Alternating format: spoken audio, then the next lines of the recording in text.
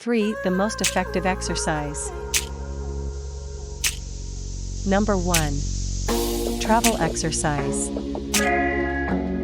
Why at 1? You can go anywhere, anytime. Use the treadmill or hit the roads.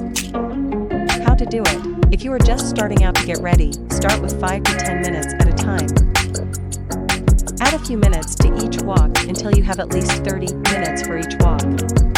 Then, speed up your pace or add hills. 10 seconds.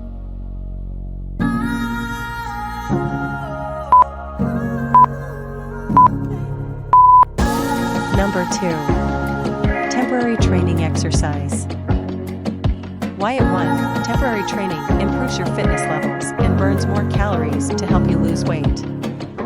The basic idea is to change the intensity of your workout instead of running too fast. How to do it. Whether you are walking, jogging, dancing, or doing other cardio activities, push for a minute or 2. Then close for 2 to 4 minutes. How long your period should take depends on the length of your exercise and how long you need to recover. The trainer can tune the walk repeat intervals throughout your workout. 10 seconds.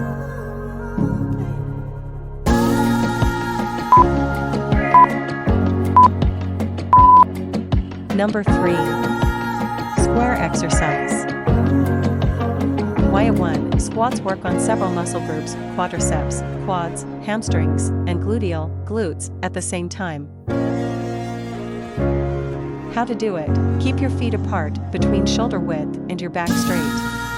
Bend your knees and lower your back as if you were sitting in a chair. Your weight should be evenly distributed across the 3 points on your feet, heel, outer ball, inner ball, forming a triangle.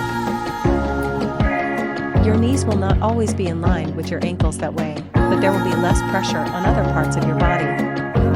Add dumbbells when you can do 12 reps in good form.